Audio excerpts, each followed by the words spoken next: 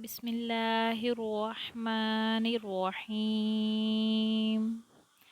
فرمان حضرت علی رضی اللہ عنہ، دل کو قابو میں رکھنا اور اختیار ہونے کے باوجود ناجائز خواہشات پر عمل نہ کرنا، یہی اصل مردانگی ہے۔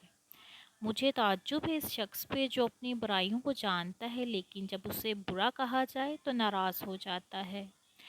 تیرا نفس تجھ سے وہی کام کروائے گا جس کے ساتھ تو نے اسے مانوس بنایا ہے۔ جسے تقدیر پر یقین ہوتا ہے وہ اپنے اوپر نازل ہونے والی مصیبتوں سے نہیں گھبراتا۔ جو انسان کسی کے احسان کا شکر گزار نہیں ہے وہ آئندہ ضرور اس سے محروم ہو جاتا ہے۔ رشتوں کی خوبصورتی ایک دوسرے کی بات کو برداشت کرنے میں ہے۔ بے عیب انسان تلاش کرو گے تو اکیلے رہ جاؤ گے۔ جب کسی کو کسی سے رشتہ ختم کرنا ہو تو سب سے پہلے وہ اپنی زبان کی مٹھاس ختم کرتا ہے۔ اپنے اندر پرندوں کی طرح عاجزی پیدا کرو جو آسمان کی بلندیوں کو چھو کر بھی اپنی گردن جھکا کر رکھتا ہے۔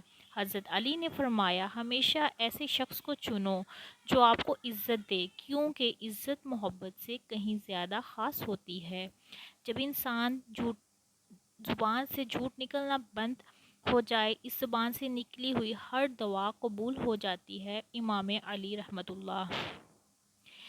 صبر دل ہلانے والی مصیبتوں کو آسان بنا دیتا ہے۔ حضرت علی نے فرمایا، ہمیشہ اپنی چھوٹی چھوٹی غلطیوں سے بچنے کی کوشش کرو، کیونکہ انسان پہاڑوں سے نہیں پتھروں سے ٹھوکر کھاتا ہے۔ صرف پیسے کا ہونا رزق نہیں ہے، نیک اولاد، اچھا اخلاق اور مخلص دوست بھی رزق میں شامل ہوتے ہیں۔ حضرت علی فرماتے ہیں، تمہارے والدین تمہیں بچپن میں شہزادوں کی طرح پالتے ہیں، لہٰذا تمہارا فرض بنتا ہے کہ ان کے بڑھاپے میں ان کو بادشاہوں کی طرح رکھو۔ جو فضول خرچی پر فخر کرتا ہے وہ مفلس ہو کر ذلیل ہوتا ہے۔ حضرت علی۔